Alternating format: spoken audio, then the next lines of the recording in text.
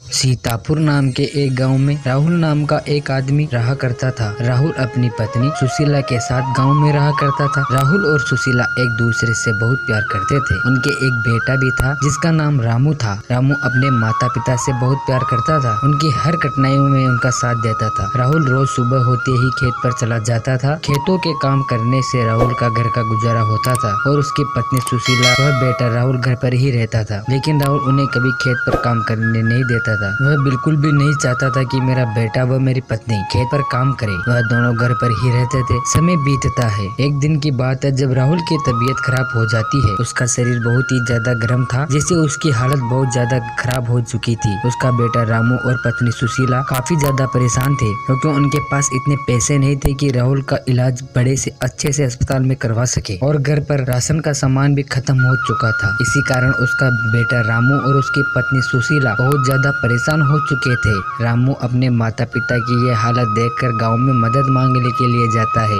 गांव के सारे लोग उसकी मदद नहीं करते हैं लेकिन उसकी सहायता करने के लिए कोई भी तैयार नहीं था। गांव वाले उसे बोलते हैं, आ गया है यहाँ पर मुंह उठाकर, तेरे को पता है हम भी खेतों पर काम करते हैं और मेहनत करते हैं, मेहनत करके ही खाते हैं लेकिन कभी भीख नहीं मांगते। यह कहकर गांव वाले उसे भगा देते हैं। रामू सारे गाँव में घूमता है लेकिन उसकी सहायता करने के लिए कोई भी तैयार नहीं था। वह भूख के मारे तड़प भी रहा था। इधर उसकी माँ सुशीला गाँव में काम मांगने के लिए जाती है परंतु उसे कोई काम देने के लिए तैयार नहीं था। गांव वाले उसे कहते हैं, हम तुम जैसे चोरों को कैसे रख लें, हमारे घर में कब क्या ले जाओ हमें क्या पता चलेगा। सुशीला व उसका बेटा रात को घर पर आ जाते हैं। राहुल की पत्नी सुशीला पानी पीकर ही सो जाती है। रामू अपने मन में विचार कर रहा था, हे प्रभु, आपने हमें कैसे दिन दिखा दिया जो हमें ऐसी स्थिति से गुजरना पड़ रहा है।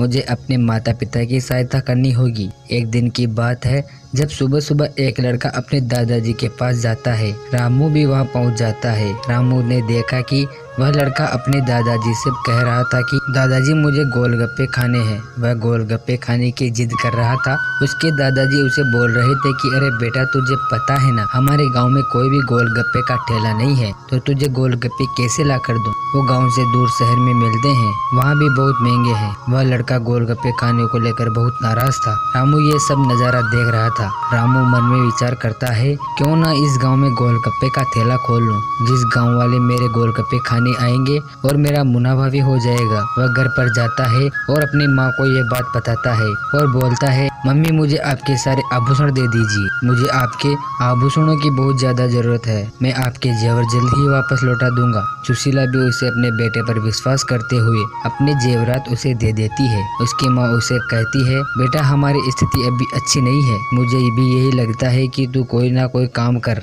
हाँ, तू खोल ले गोलगप्पे का ठेला, तू कुछ तो काम कर ले कर आएगा, मुझे तो तुम्हारे पापा की देखभाल करनी है। रामू अगले ही दिन गोलगप्पे का ठेला लगा लेता है। गोलगप्पे बेचने लगता है। वह गांव में जोर जोर से चिल्लाने लगता है, गोलगप्पे ले लो, स्वादिष्ट से स्वादिष्ट गोलगप्पे ले लो। वह गांव में इतना तेज बोलता है कि उसकी आवाज सारे गांव में गूंज उठती है। गांव वाले को गोलगप्पे की आवाज सुनाई देती है। गांव वाले उसकी गोलगप्पे खाने के लिए आने लगते हैं। गोलगप्पे के शौकीन गांव की हर गली हर मोहल्ले में बैठे हुए रहते हैं। गांव वाले गोलगप्पे खाने के लिए उसके ठेले पर आ जाते हैं, जिसे देखकर रामू बहुत ही खुश होता है। जिसे देखकर गांव वाले उसे कहते हैं, बहुत अच्छा किया गोलगप्पे का ठेला खोलकर, वैसे भी हमें गांव वाले गोलगप्पे खाने के लिए दूर शहर जाना होता है। तुम्हें पता है मुझे गोलगप्पे कितने ज्यादा पसंद है। मैं हर दिन गोलगप्पे खाने के लिए शहर की ओर जाया करता हूँ क्योंकि हमारे गाँव में कोई गोलगप्पे का ठेला नहीं था। अच्छा हुआ तुमने गोलगप्पे का ठेला खोल लिया। धीरे धीरे रामू का गोलगप्पे का कारोबार अच्छा चलने लगा।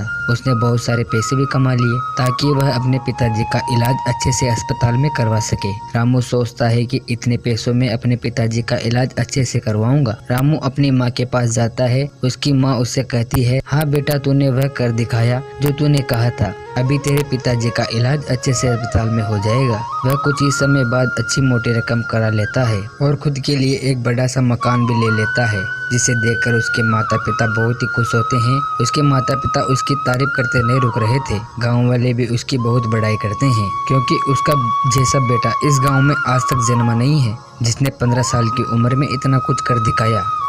कहानी पसंद आए तो चैनल को सब्सक्राइब करना, वीडियो को लाइक करना। मिलते हैं नए वीडियो में किसी नए टॉपिक के साथ। तब तक के लिए बाय बाय।